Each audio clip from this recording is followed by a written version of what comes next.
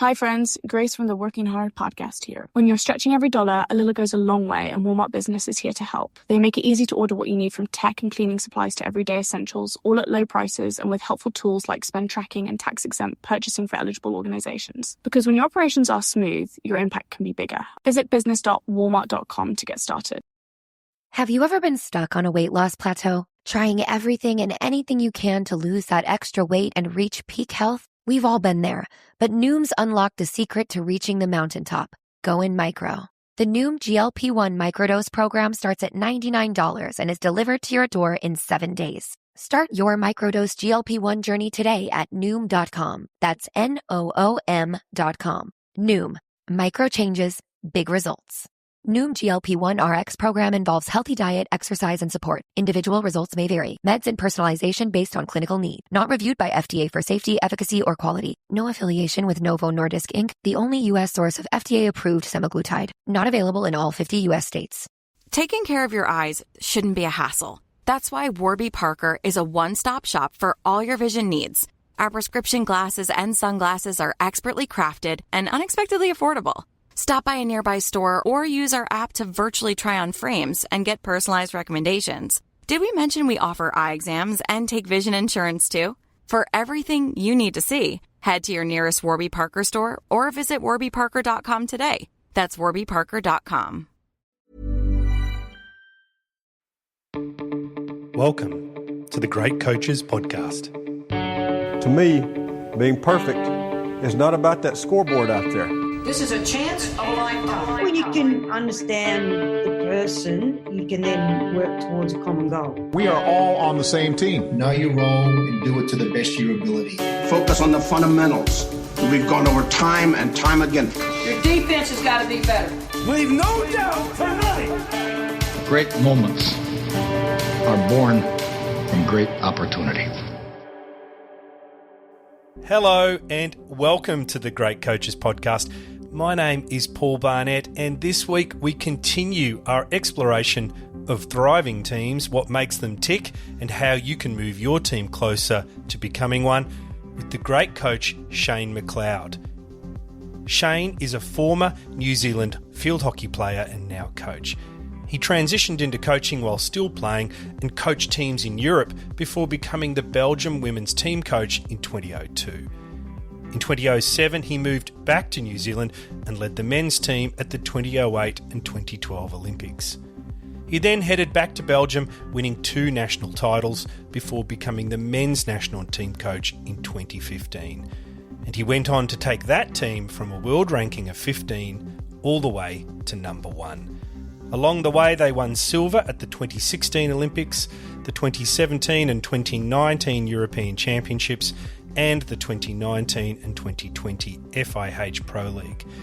And then it was gold at the 2018 Men's Hockey World Cup and the 2020 Olympic Games. Shane is calm, thoughtful, and at the same time deeply inspiring. Some of the ideas from the interview that stood out for me were how the feedback he was given as a player, which was that the selectors thought he liked the idea of playing for New Zealand more than he actually wanted to play for New Zealand, went on to inform the way he now gives feedback to people so that he doesn't deter them from wanting to be better. The process he has in place to encourage athletes to develop their self-leadership, and the exercise he used to get the players themselves to select the team, and how he used this to identify the strengths of each individual and the players within the team who were the glue that kept everyone connected. And just before we go to the interview, today's podcast is brought to you by the Macquarie University Business School's MBA program.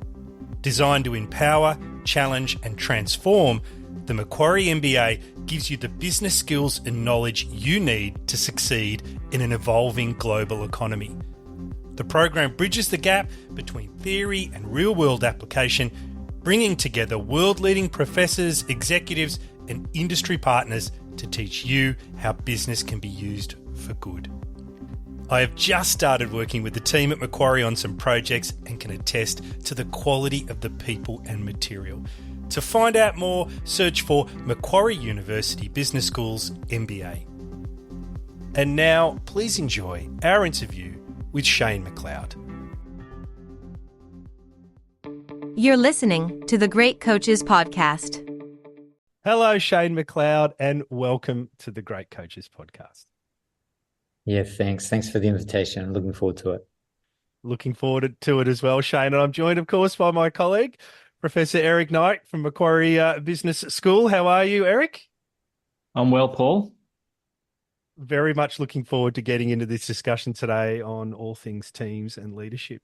But Shane, as we always do, could we just start with a simple question? Where are you in the world and what have you been up to so far today? Yeah, so I'm in Spain at the moment. So we're in a preparation tournament, preparing for the qualifying tournament to go to the Paris Olympics. So we have 5 games here, and today we've finished off our third game. Our first was against India. Second was against France, and today we played up against Spain, which was the local side. So we're just going through all those processes, getting selection in order and our game in order. But yeah, it's a great place to be at this time of the year. The weather's actually pretty good compared to the rest of Europe and so on. So we're enjoying it. We've had 3 wins, so that always makes the trip even nicer. It's a little late at night there, so we do appreciate you coming on to talk to us about all things field hockey. Shane, could I start by let's begin at the start. You were introduced to hockey through your aunt, and she was a manager of the national women's team back in New Zealand. So tell us a little bit about how that experience shaped you. Yeah, look, I think everyone gets introduced, or it's always a nice way to find out where that passion's come from and what's driven that passion. And probably I was lucky enough to be surrounded by someone that shared a very similar passion. And I'm not sure if I love the game because of the game itself or I grew to love it, but I certainly know that I love my auntie. And she used to take me down to hockey as a young fella. And the experience itself was spending time with someone and then falling in love with all of the things in and around the game, the people, the rituals, the camaraderie, the winning, the losing, all those type of things. I found really intriguing as a youngster, and that kind of triggered my passion for the game. And I guess in a way, it started to lay the path that I ended up following. I without really knowing it at an early stage, I started to be attracted to those things that in the end became the skill sets that I acquired to become coaching, one of the best field hockey teams in the world. But you don't know it at the time, and so that was my early introduction. So was it because of her that I loved the game? Probably, but it was certainly because of her that I spent so much time surrounded by the game. You played for representative teams and you did represent New Zealand, but the selectors gave you this feedback that they thought you liked the idea of playing for New Zealand more than you actually wanted to play for New Zealand, which I imagine was pretty hard feedback. But how did it go on to shape you when you became a leader? Yeah, well, that line's probably a bit. It's stuck with me, but there's probably more of a backstory to it. Like I did always want to play for New Zealand, and I think the comment that was given to me after a misselection, it kind of shapes you, and I think it does one of two things. One, it builds a resolve that look, that's rubbish, and I really want to prove them wrong and so on. Or the second, it pushes you in a different direction. And for me, it was kind of a little bit of so demotivating that I thought, look, I've given everything. I've tried everything. I've done everything, and it's not being recognised, and therefore, maybe it's not my calling. Maybe I need to be doing something else. And it kind of shifted me into the coaching field. But what it has done is it's made me very, very mindful of comments that you say as a coach, players grab hold of things, and what might have been a throwaway line from a coach at the time became something that became really important to me. I never wanted to say that to a player, or never have a player take a message in a way that ever deterred them from being better. And I think that's one of the responsibilities that leaders have and coaches have. You have to be very careful that you don't crush players and their hopes. You have to be honest with them for sure, but the degree of tact and subtleness that you have to have is really important. Shane, building on that, I mean, you've said elsewhere that you've got a great love of working with people from different cultures, different places, different perspectives. Can you speak a little bit to your experience in what it takes to build connection with groups of people that are coming from diverse backgrounds? Yeah, well, look, I've been lucky to travel, and that's given me it's given me a glimpse into the variety and the different cultures that are built up, and the different value systems and that around the world. But probably the biggest diversity that you see is actually is not how do I describe this? It's more the makeup of individual people. Like if someone's an extrovert or an introvert, or if they're very agreeable, or those type of things, actually is one of the biggest differences that you see in teams. And when I came to Belgium, one of the things that's incredibly interesting about the team that I've been working with is you have a French-speaking part of the country and you have a Flemish-speaking part of the country. And in the past, what had happened with coaches before me is that if he was a French-speaking coach, the French players, they would have an affinity with them. They'd feel very comfortable with them. And the Flemish-speaking, not so much. They'd feel a little bit like outsiders and so on. And vice versa. If it was a Dutch coach that spoke Flemish, the same thing would happen in reverse. And kind of, because I've been gifted with the ability to not speak either of those languages overly well, I sit in this place that can observe quite easily and to appreciate the differences in your players and promote those differences and that diversity is really important. It just makes the conversations you have so much richer.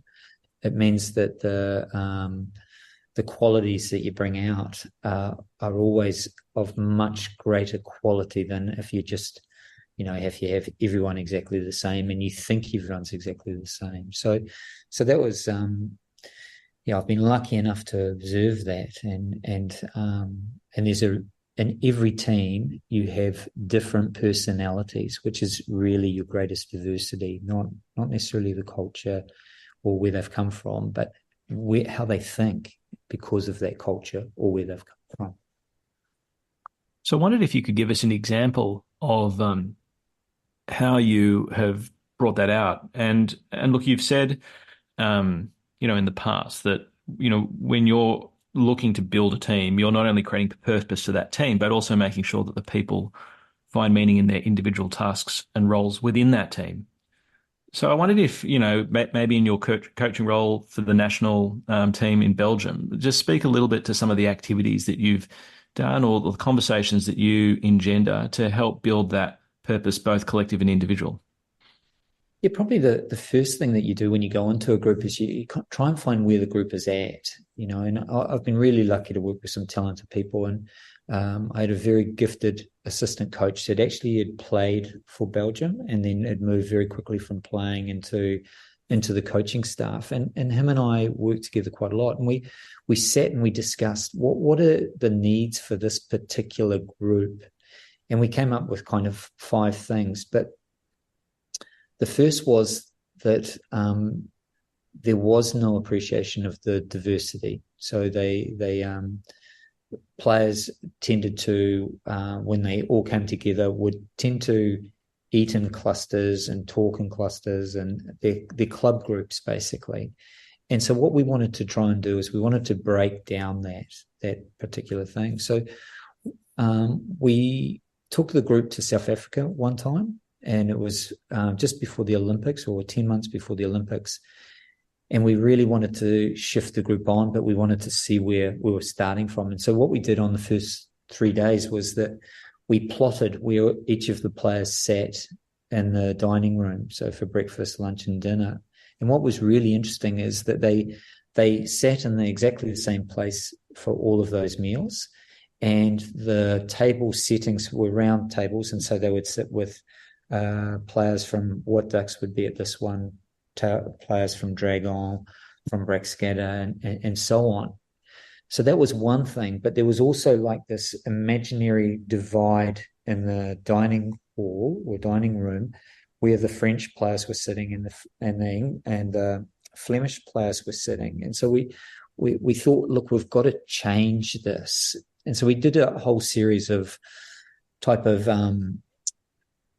speed dating type of things, like not the swipe left and swipe right of the modern generation, the old school way where you sat in front of the person and you spoke to them and you'd tell them a couple of things that they did really well, and then one interesting thing that you found about how they operated and so on.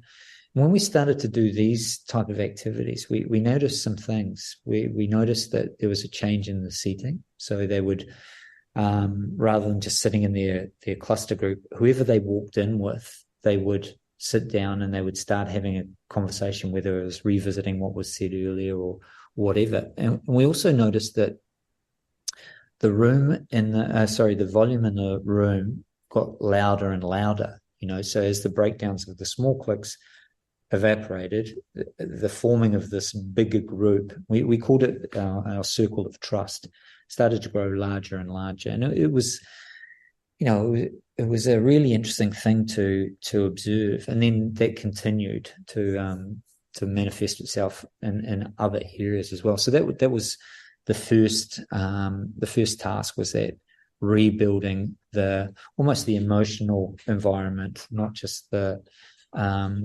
physical environment. Shane, you said actually there was 5 needs you identified. We've got 2 of them. Was there any others? Yeah, there were a few. So the unity was a strength. Was certainly the one about the bringing the languages together. And probably a little anecdote with that one is we spoke about using that skill. So there's a gift in Belgium. So if you ever go to Belgium, one of the things that will happen is the people from Belgium are incredibly gifted in language. And so when you go meet them, they'll speak to you in your language.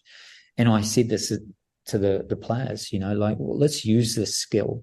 And so when we play a team like France, let's do all of our game plan and our strategy on the field. Let's do it in Flemish, and then they don't know what's going on. And then when we play against Holland, let's do all of our game plan and strategy in French, and they don't know what's going on.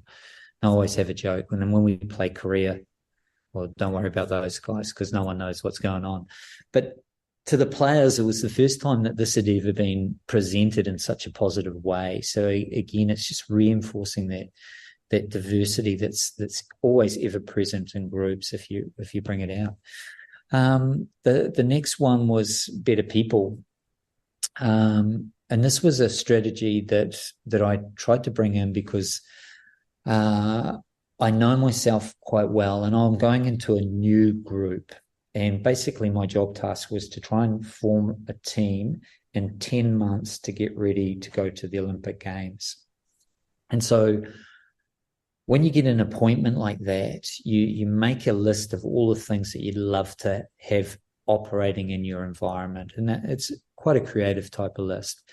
But knowing myself, I thought, look, there's probably 3 or 4 that I can drive myself and have going well. But there's probably, another 20 odd that I'd need help with.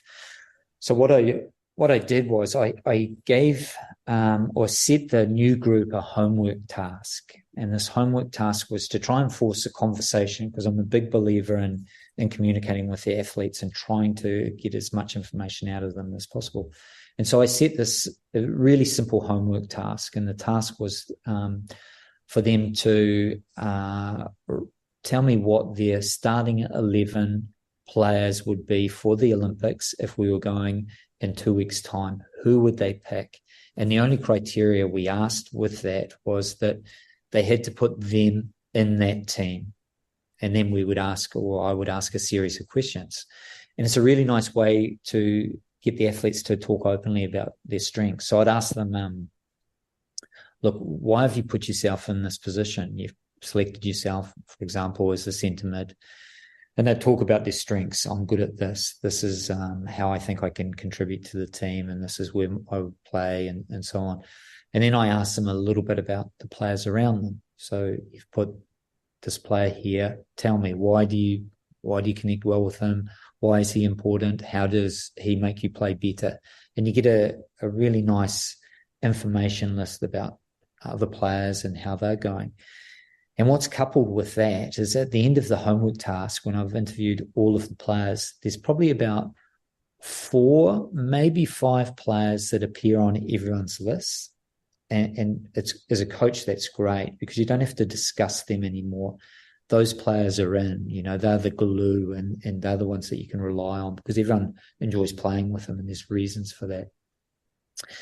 And probably the next question that follows is I asked them to give themselves a rating out of 10 for where they feel are at in the group and stuff like that. And it's always the same number. They always say 7, and it's quite a good number because I then followed up with, okay, if you're a 7, what do you need from us as a coaching staff, me as a head coach, and all of our other support staff? What do you need from us to turn you from a 7 to an 8, or even better, a 9 or a 10? And it's a really nice intro for them, just talking about their needs. What do they need? What's the environment they want to be working in, and so on. So that's really very handy to have that type of information. And that leads me to the better people. At the end of this, I ask a difficult question, and I ask them, what do you bring to this group? And because it's a coach sitting in front of them, they often talk about the sport themselves. They talk, oh, look, I run hard or I train hard. And I stop them there and I say, oh, look, I've asked you the wrong way. What I mean is, if we didn't select you, why would this place not be as great a place to work in? What do you bring? What do you offer to our working environment? And it's a hard one for athletes to come up with straight away. So this is where my list comes in. I say, look, if you can't think of something where you're contributing to the team in some sort of way, making it a better place, then you can have something from my list. And I give them a couple of days. None of them want to have a look at my list, I think, because they all come back and they all got these ideas of little projects that they can do to help the environment and shift us on. And there was one that had an incredible effect, a ripple-on effect, and it illustrates that thing quite well. So there was a guy that was in the team and had been in the team for a while, but sat a little bit outside the main group. Like he was a super nice guy, but he thought about things differently, and therefore he certainly wasn't part of that main group. And he rings me quite late one evening. So it was about 11 o'clock at night, which is, even in Belgium and Europe, that's late. And he starts his conversation with, I'd like to have a small budget. And so I thought, okay, here we go. What's this all about? And he started to explain, and he said, I've got this friend that owns a fruit and vegetable store, and he would love to do something for the Belgium Red Lions, And what I thought is that if I make an order and he delivers a whole lot of fruit and vegetables, if I can get a budget to buy a couple of big blenders, then I can make some smoothies on our double training day. So the guys would come in, I'd go out and I'd make some smoothies, put them on the table, and then they'd finish the shower, they'd come in, I'd go have a shower and join them later, and the smoothies are done. And I thought, wow, that's such it's a great idea, great concept. It's very giving and selfless and sharing. I quite like that. And so we watched this unfold, and each day there was a double training session. He was inundated with players saying, "Oh, wow, thank you so much," and it brought him much closer to the group. They talked about the recipes and all that type of thing. And if that's all it was really enough. But the profound thing that I recognized was that in making those smoothies, he had to go out the back and he would work with the catering staff in preparing his smoothies. And he got an insider's view into how incredibly proud the catering staff were of preparing food for the Belgium Red Lions. They looked at them in awe. And so he fed that information back to the players. And again, we watched, and what we watched was players that used to just leave their plates, their knives and fork, all their cutlery there, and they'd go off, play cards, or they'd go and have a sleep before the second training. That we watched them change, and they went from being that person to picking up all their cutlery, taking it out the back, putting their plates in a certain area, putting their knives and forks in a different thing, and just trying to make the job as easy as possible for the catering staff, and in a day like that, when you observe that, you recognize that circle of trust that we were talking about just actually grows a little bit bigger. It starts to capture the people in and around it, and the catering staff very much felt as if they were part of the Olympic journey. When we won gold, they won gold, and it just was triggered by a very simple, kind act that grew and grew and grew. So I quite like sharing that story. It's very long, sorry, but it's a nice one just to understand that little things make massive changes somewhere along the line. It's a great story, Shane. Thank you for sharing it. I mean, it talks to just the power of selflessness. You're doing something every day for somebody else. And the other idea in there too, of course, is the power of meal times as a mechanism to build connection. So thank you for sharing. Yeah. Shane, could I talk a little bit about your style? You've been very open about the fact that when you started as a coach, it was all about relaying information quickly to someone to help them. And then it shifted, and you describe it as, helping people discover answers for themselves. That was those are your words to describe the shift. The evidence in the power of that shift is in of course, the medals and the championships the team has won. But could I look at it from a different angle and just ask, did your shift as a coach, as the team leader, did that have any impact on the way people started to feel a sense of belonging within the team? Yeah, a big part. Like the story or my coaching journey has a bit of a bump in the road, to be honest. Well, actually a fork in the road and then a bump in the road.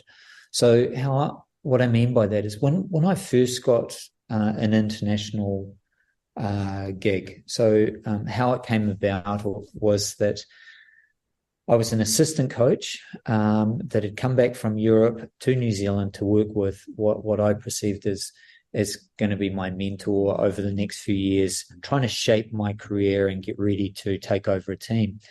Very quickly, like within 6 months, he moved from the men's program to the women's program.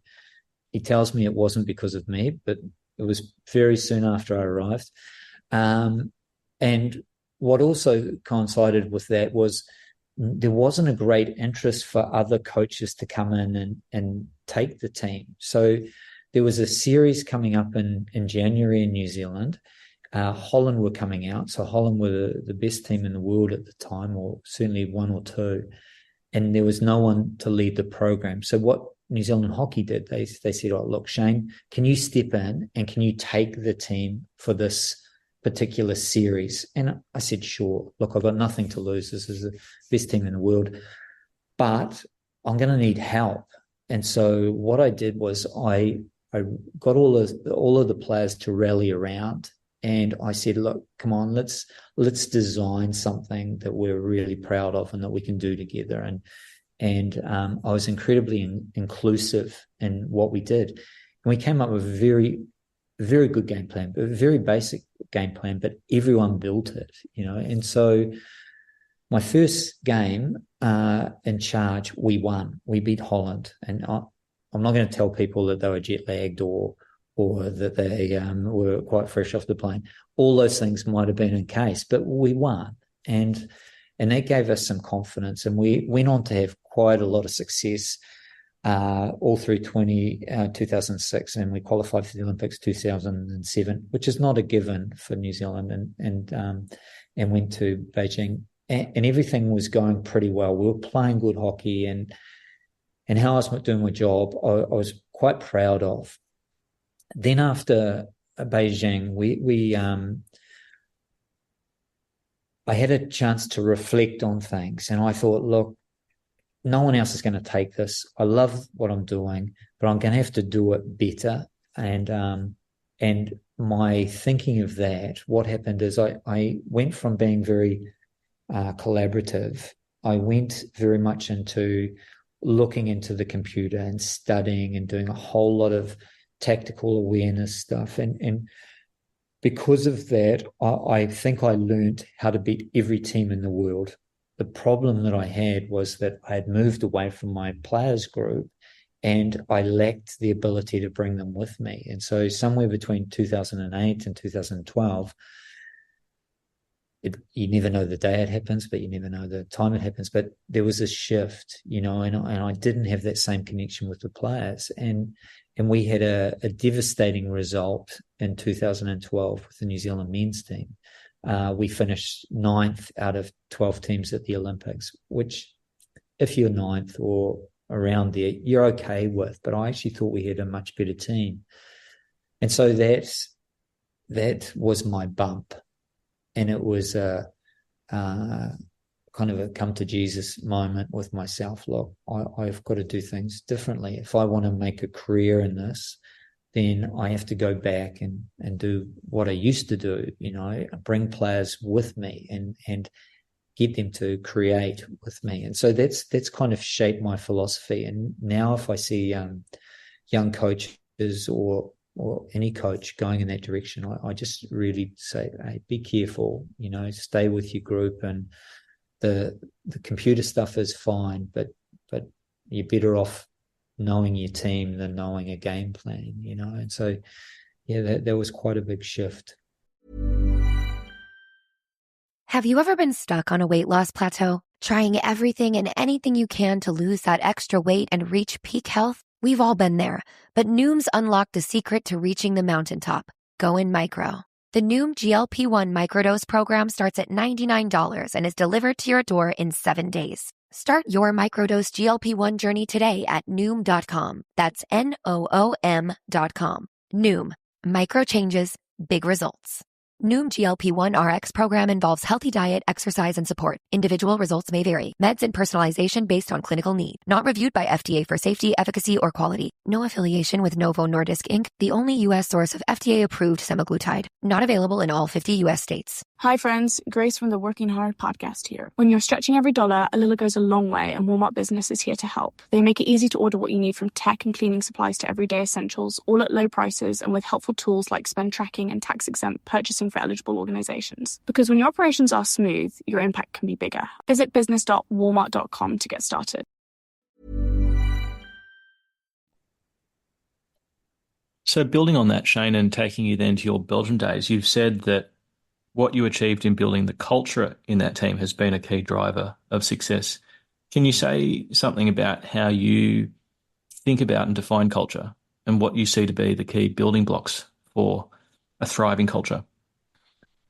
Yeah, I think there's a few parts to it. Like it's a bit mysterious, like if anyone can paint a perfect picture of what culture looks like, I'd love to buy that and hang it on the wall, because it's so varied and it means different things to different people. But what I try is a process, like I think you build culture largely through trust and experiences. And quite a bit of it depends on a time frame. So, for example, if the three of us, all of a sudden, we were in the same room and we charged out the room and we said, we're going to do it, we're going to jump out of a plane together, and because it's weird, because there's an element of, well, no, we're not going to do that, we're going to do it. That type of experience, if we shared that together, would bond us for life. We would, whenever we'd run into each other or we'd hear from each other, we'd be triggered by this thing that we've done together. So for me, it's trying to create a whole lot of little things like that build to that same bond, and that same unity with your group. And so, for me, it's really 100 little things that makes that big thing. We've done stuff with our Belgian Red Lions like paragliding and a whole lot of different things, but the day-to-day stuff is also really important. So the training environment. So we work really hard to make the physical environment stimulating. We talk about our role in aspiring the next generation. So we're giving some purpose to what we do beyond just the hockey. Without hockey's our tool to actually to reach a broader audience, and we have some responsibility. We have to, we have to take every opportunity we can to promote our sport and promote the values that we strongly believe in, and that has to be role modeled from top down to the bottom. So that's a little bit what I think about culture, but I truly understand the importance of it, and I truly understand that it's not something that you do and then you just tick a box and think our culture's built. It's constantly being worked at, and some of the things are tricks to see where you're at with your culture. A simple example that I'll give you two simple examples. One is I always link into my players' Instagrams. So I've got about 14 followers. I don't believe it or not, that's a lot. But my players, they have tens of thousands. But what I watch is what type of posts that they're doing. And when we've been working on our culture and our culture's in a really good place, what I see is I see them celebrating the success of other team members a lot, and it comes to the forefront. When it's been a while or we've had a large break, what you start to see is some pictures of self-promotion or stuff in and around, oh, look, I've got a new sponsor and I've got a new watch. And it becomes very directed at the individual athlete. And so when that starts to happen, we know, look, we've got to do a bit more together. We need to revisit some of the values and we try to do it in creative ways.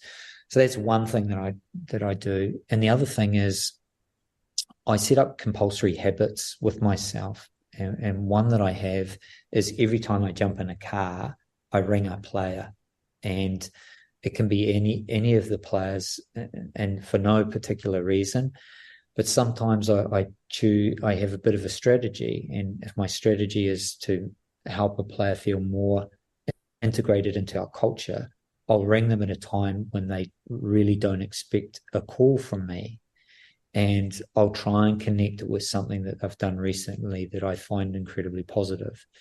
For example, I might ring a player and say, look, I saw you play last week and I was really impressed with these elements of your game. I also saw that you did something, you were on the sideline helping one of the new players come into our team and doing a bit of coaching. And I'll encourage the behaviors that I think are really strong behaviors with that. And if you flip it around, a player that receives a coach from me, a call from the head coach, there's often that's nervous or I've done something wrong. And what I will often try and do is, no, you've done something right, and make sure that we have a lot of big conversations along the way, so that if there is a tough conversation at the end, there's a balance. They don't get scared anymore me calling them and asking them if they want to go for a coffee and discuss how they're getting on. So those are a couple of culture things just to keep it working. Shane, you've been leading Belgium since 2015, which in coaching terms is, well, I guess it's like 100 years, really. It's a long time. What impact do you think stability and leadership has on teams? Oh, it's immense, like when I came in, I was the 5th coach in 4 years. And I put, when I came in, we were lucky. I'm not going to say we're lucky to get results, but we went pretty quickly to number 1 in the world. And that came through a few things. And stability of coaching was very much part of that, And I think when you're building a group of or a team of people, there are some things that need to change and freshen up. Even when a coach has been in there for a number of years, the coach changes and evolves as well. Like when I first took on the team, the expectation of the team was certainly not so high. And because we were operating number 5, number 6, number 7 in the world, you always said someone to chase, or someone to hunt. There was always someone above you. And then something happened, by the time 2018 came around, we were silver in Rio and we won the gold medal in the World Cup in 2018. And all of a sudden we went from hunting to being hunted. And so you either, or when that happens, things change in perspective, like you start to search for something new to aspire to. Now, if you have longevity of a coach or stability of a coach, they can connect that journey. They can see what the next step is and they can see the evolution. So I think that's really important. And also, the safety in having a coaching staff that runs for a length of time, what the standards are. So, when you come into a team, what's expected. And if you keep changing your coaches, there's always new expectations, and that causes turmoil. So I think there are massive benefits with that continuity. I have a quote here from you, Shane, that I'd like to explore. You say, learning how to give and receive feedback is as important as knowing how to give and receive a pass. It's beautiful in its simplicity. If someone listening wanted to get better at the skill of feedback, what would you tell them to do? Talk often, all those things that we've been discussing so far, they have a flow-on effect.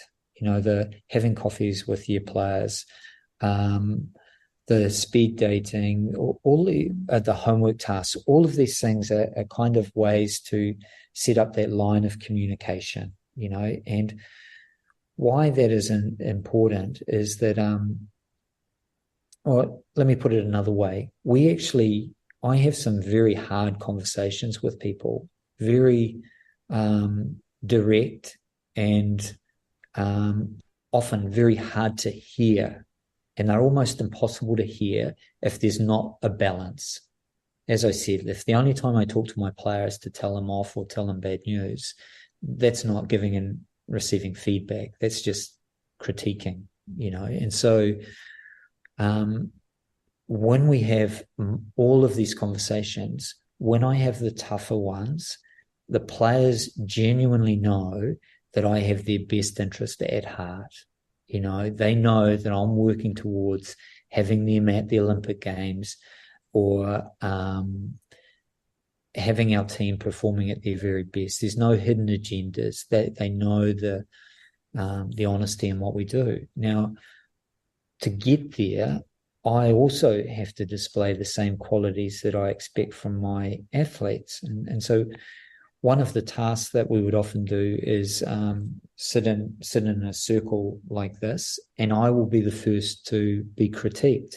And we set this up for the first time again with my assistant coach. And this one was a really simple task. Again, we just had to say a couple of things about what we're doing well at the moment in the environment, and then one critique, and that's quite simple. So he had said to me, "This is what I'd like to say. What do you think?" I said, "Okay, that's good." And I'll role model how I have to respond to that. And he said to me, "Look, the players are really enjoying the positive environment you're creating. The training sessions have picked up immensely, and the quality in the trainings are going really well. But there is an area that you're doing that causes some concern.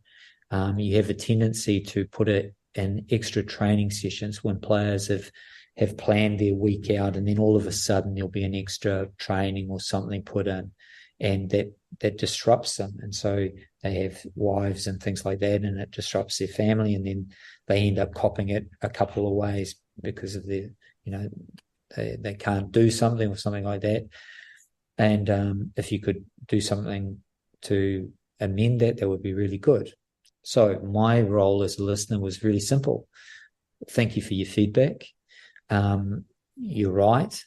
You can say why you do something, but you don't apologize. You can apologize for doing something, but you work very hard to rectify it. So what I would say is, look, I do that. And the reason I do that is I'm just looking for little gains and little opportunities, and I have to stop doing that.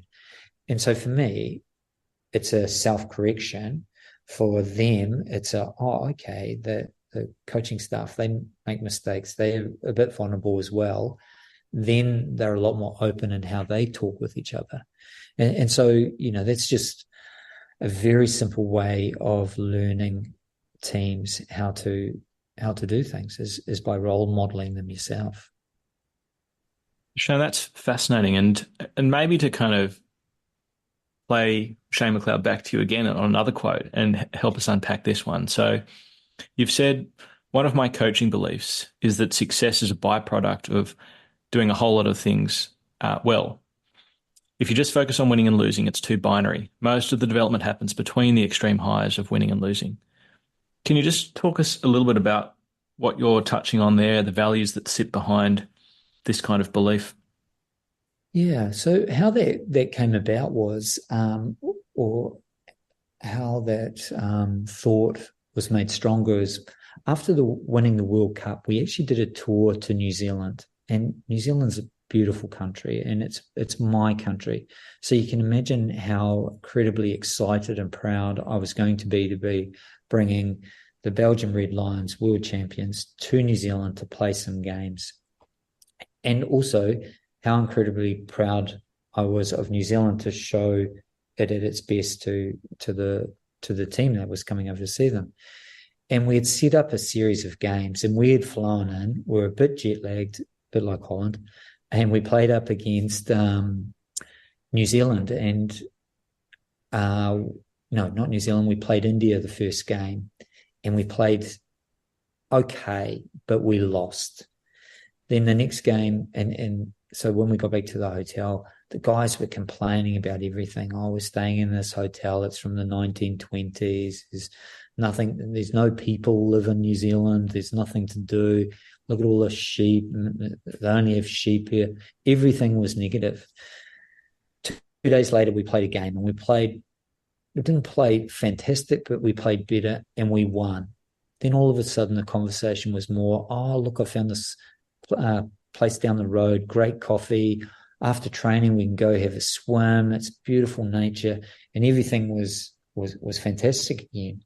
Then the next game was the opposite, and so we were swinging from great to not great, and it was really binary. And we sat as a coaching staff, and we tried to unpack that. And where we had gone wrong was we hadn't explained what the process of the trip was. And where the players were confused was that they couldn't place if we were after high performance and performing every game, or if we were after developing. And it was very much a development tour.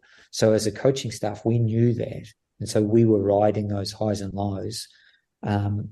We weren't affected by it, but the players were. And so what became really important from then on was just that taking them through each part of the journey and explaining what are we after, where are we trying to make gains. And what we noticed that was really valuable was the longer we were able to keep our team in development zone, the higher they were able to peak in the performance zone. So rather than this up-down type of response, we actually got this development, performance type of thing, and so that's kind of what reinforced that belief, And can you say something about one of the techniques I think you've used, 3D Playbook, to help teams bring their values to life? Can you just talk a little bit about this one? Yeah, so how this came about was, we often stay in a hotel and we'd be sitting in a meeting room very similar to this meeting room. And because hockey can't buy the whole hotel and just have one team to stay there, you're often staying there with a whole lot of other teams, the team from Germany and Holland and things like that. And you will follow them into the meeting room. So one of the things that's happened is that in the past, I've found an Australian playbook, I've found a Dutch playbook, a German playbook, and a Welsh playbook, but you don't have to worry about Wales. They're not up to too much. I told that joke in a presentation one time. At the end of the presentation, this Welsh lady came up and introduced herself, saying she was from Wales. So I have to be very careful for listeners from Wales. It is a joke. I haven't found a Welsh one. But some really big information in there. So I've sworn to myself, look, I'm not going to make a playbook, but you need to expose your players to strategy and things like that. So what we did was we set up or made a three-dimensional playbook, and that was a room, and around the room we would put all of our strategies, our penalty corners, all of our values and those type of things. Often the homework tasks, after I've made notes and stuff like that, I'd put them on there as well. And in there would be also the coffee machine. So that's one of the most used pieces of equipment in the whole place. Because it's a place where they always meet. They'll come in early, they'll have a coffee before training and sit and talk, have physio and things like that. But we also used it for one of the 5 things that I talked about earlier, and that was lifting expectation. And in the past, Belgian players, if they were going to play Holland, it was not uncommon that you would see one of our players asking them for an autograph before the game. They looked up to them in such admiration, and then they'd lose 10-0. So we tried to correct that. And so we had these photos made. Well, they weren't made, they were taken, but we'd blow them up, and we'd blow them up to poster size. And they were posters of the Belgian players succeeding against Australia, Germany, and Holland. And they were surrounded, they surrounded the walls. And so every day that we had training, the players would come in, they could see what everyone's working on, they could see our strategy, but they also had this impression that we are dominating those countries, and that visual stimulus was incredible. And so amazing that, there's a photo of Belgium playing against Holland. That's one of my favorite photos. And there's this cluster of players coming together in this circle that's incredibly tight, and it's taken within 10 seconds of the final whistle in the semi-final in Rio, and it's all of the Belgian players, every player that was on the field, plus all of the players that were subbing. Everyone ran to this point. And why I love it, it's so symbolic of what we would say the circle of trust is. But the second thing that's really amazing about that picture, or why it's special, is that was the first time Belgium had ever beaten Holland, and not in 10 years or 20 years, in the entire history of hockey, field hockey. But on the morning before that game, Belgium wanted to play them. And what we put that down to is that subliminal messaging every day that, you're better, you've got these guys. And, and it was fantastic to see the confidence in which they went into that game because of what we had set up. Shane, I've heard you talk about your coaching philosophy, which you summarize as, quote, the personal development, well-being and enjoyment of athletes and teams, end quote. And it's the first part of that I wanted to explore with you, personal development. And I'm wondering if you could share the routines that you have to help your athletes learn and develop. Yeah, so we work on a bit of a premise, and we did a study, and the study was kind of how many hours can we control? So how much, how long are they in our weekly program? And it's such a small amount. Like it's 20% of their total week we have contact with them, and that's high for an international program. We know that.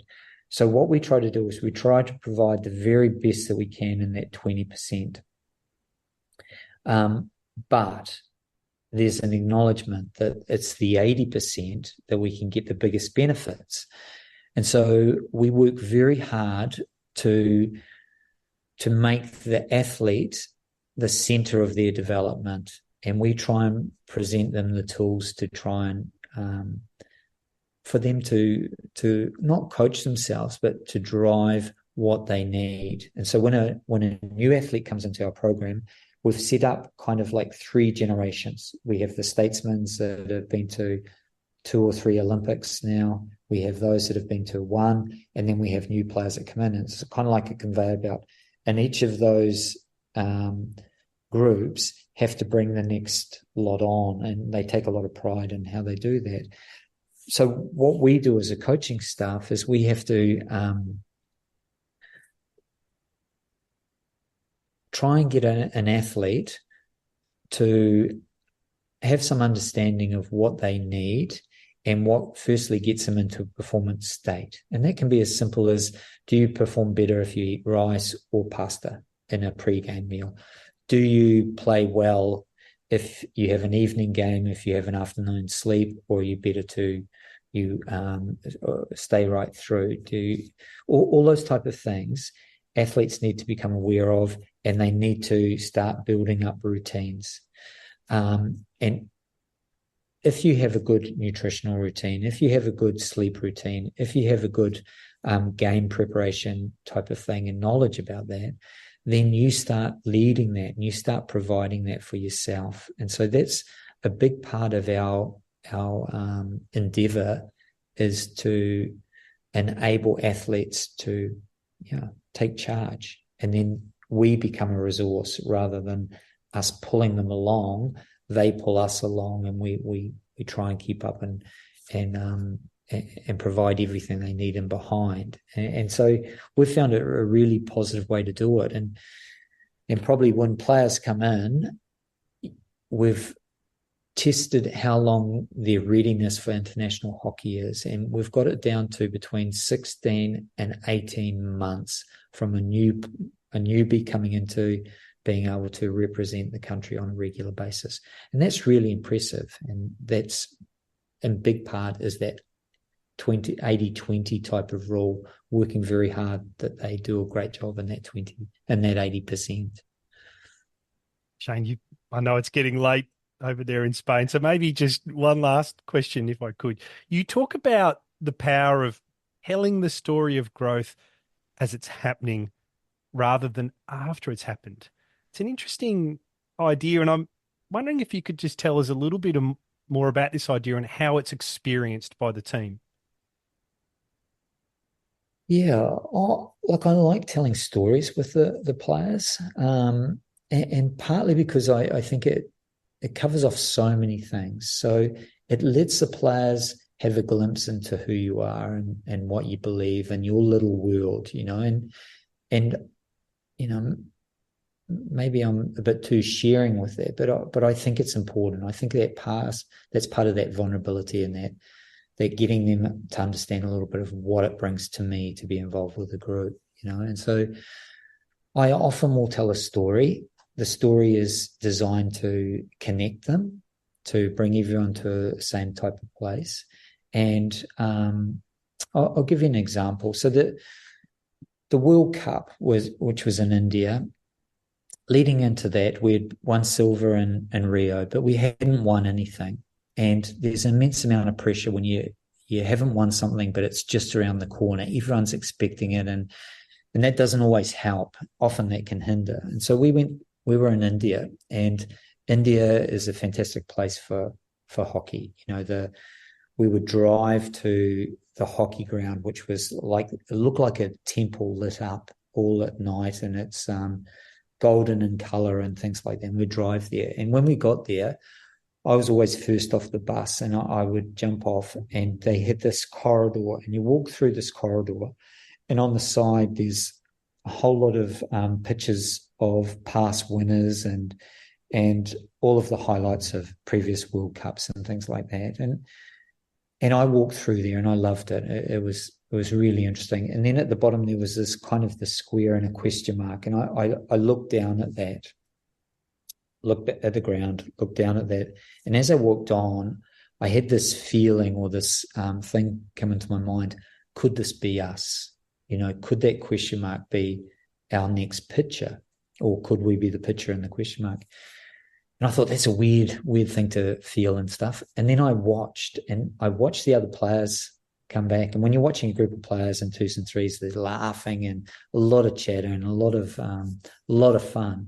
And they were watching the same pictures, and then they saw the same square that I saw. And when they saw it, they fell silent, and they would walk past me and into the changing room, and there'd be a silence and a focus as they went until I joined them. And so I thought, wow, this is something that bonds us. We all have this feeling, and if we can collectively put it together, it's going to be useful. And so I told them.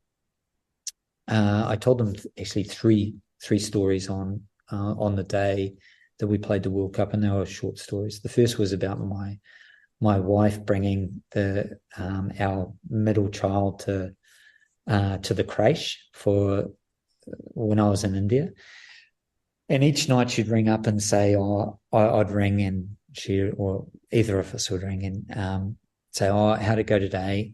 Yeah, I took Emma to the creche, and she cried. And I was thinking, well, I'm quite glad I'm in India, because otherwise I'd be taking her.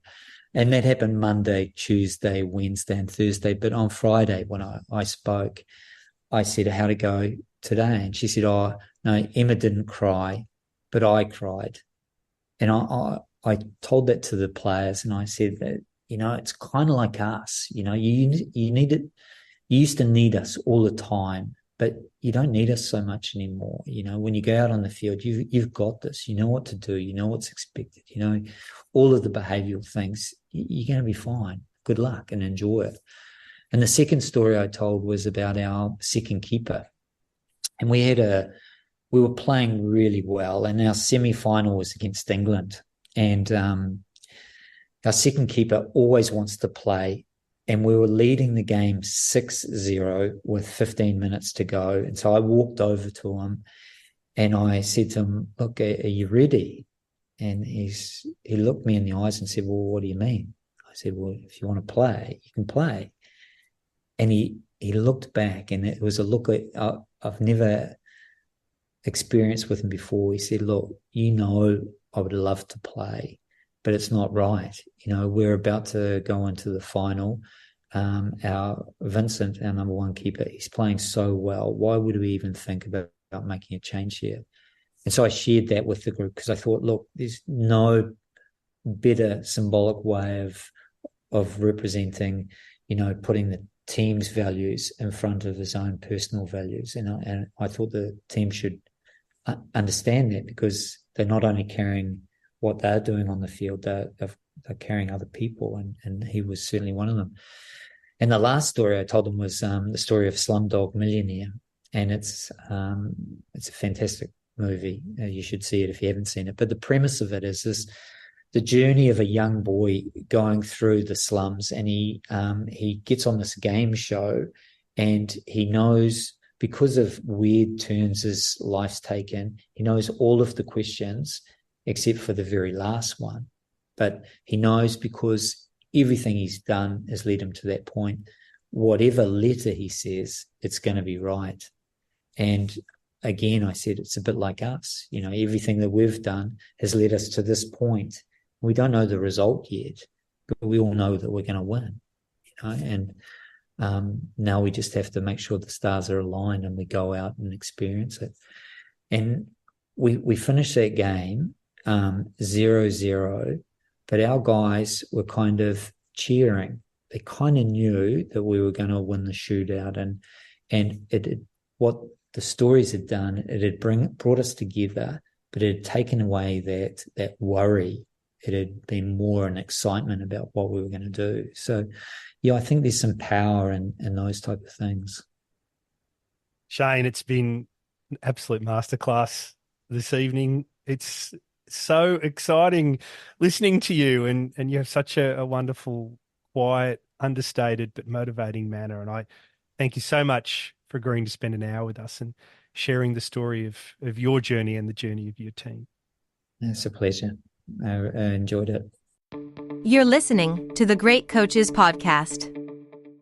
Eric, that was a fantastic interview with Shane. What were some of the things that stood out for you? Yeah, it was fascinating. I mean, I was sitting there thinking about something which obviously you cleared onto, Paul, which was those dining room routines. Because it just reminds me, and there's actually a whole bunch of research on this. A bunch of researchers at Cambridge University went and studied the dining rooms of Cambridge University colleges. And what they worked out is that you could see in the way in which those dining rooms were run and the routines around meal service, the historical legacy of the British class system. And, the implication of that research is that the bigger concepts and ideas can be seen in the small practices and the everyday actions, which is exactly what Shane was talking about, that it seems really mundane, but actually it speaks to something much bigger, putting the team first, service culture, pride in the, in the jersey and in playing for Belgium. And I think you can't underestimate the power of routines as symbols for something that's much larger, which I thought came through really strongly in what Shane was talking about.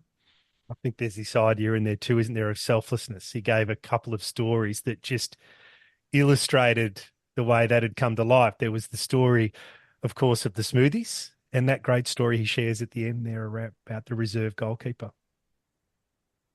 Yeah, absolutely. And, if I think about some other things that stood out for me. We talked about stability, and obviously stability and routines are connected, because in a way, if you can get to a routine and you make that routine stable, it frees up your emotional capacity and your responsiveness to all the other things that are unexpected. And I think Ben, Darwin, and a couple of others have talked about this, but stability, I think, is and routines are a vital element of team performance, because people need a certain level of predictability in order to feel comfortable, to feel safe. And that is, a base for higher performance. I love the idea he had in there too about shared experiences versus, and this is my parentheses, team building. He sort of drilled into this fact that we're going to do things as a team, and will be an experience that we'll talk about later. And I just reflected on that, and it seemed much more powerful and team affirming than just going whitewater rafting or, going off site and making pizzas together, which is quite often what a lot of people listening will have done with their own teams. Yeah, absolutely. And again, look, the sort of research for me comes together with concepts that we have around, what they call in literature sense making, individual sense making and collective sense making. But the guts of it is that, stories are really powerful. And if that story is not just the story that one person tells, but multiple people share, it becomes part of an oral tradition, then it's much more binding, much more connecting between the various people who were participants in that story, who did it together and can relive that experience. It's like going back and watching a movie again and again. It gets you into a particular place, and it's a story that we remember and we can all relate to. Maybe just one final idea to talk to you about was this in Shane's language. He talked about compulsory habits, which I hadn't heard before, and I found that interesting. Yeah. I mean, I suppose it goes back a little bit to routines and how to kind of, bring into your everyday habits or into your everyday actions the values and the beliefs that you want to live by at a high level. I think it's a very mindful way of thinking about leadership, and certainly one of the things that I think underpins some of what Shane was talking about, but you can make more explicit, is the extent to which, and this is part of the journey he talked about in his own coaching style, the transition from just thinking about the numbers and the analytics to thinking about the emotions and the sense of and the feelings that the team wants to embody. So that it's not just about the plays, but it's also about the players and the relationship they have with each other and their sense of trust, their sense of belief. That, in a way, I think comes through very strongly in the sorts of exercises, activities, mindsets that Shane's trying to cultivate in his teams. Eric, another good interview as we continue our exploration of thriving teams. I look forward to doing it all again with you next week. Yeah, let's chat about the next one. Thanks, Eric.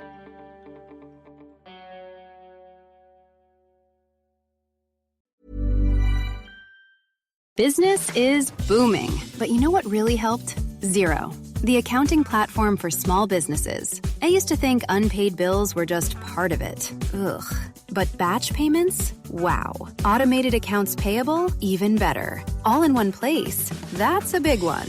And I can keep track from my phone while I get the job done. No bills in sight. What a life. Do right by yourself and your business and search Xero for your free trial. Conditions apply. Security program on spreadsheets, new regulations piling up, and audit dread? It's time for Vanta. Vanta automates security and compliance, brings evidence into one place, and cuts audit prep by 82%. Less manual work, clearer visibility, faster deals. Zero chaos. Call it compliance, or call it compliance. Get it? Join the 15,000 companies using Vanta to prove trust. Go to vanta.com/com.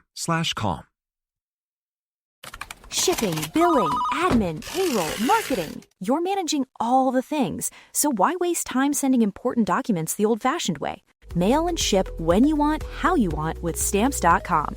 Print postage on demand 24/7 and schedule pickups from your office or home. Save up to 90% with automated rate shopping. That's why over 1 million small businesses trust Stamps.com. Go to Stamps.com and use code PODCAST to try Stamps.com risk-free for 60 days.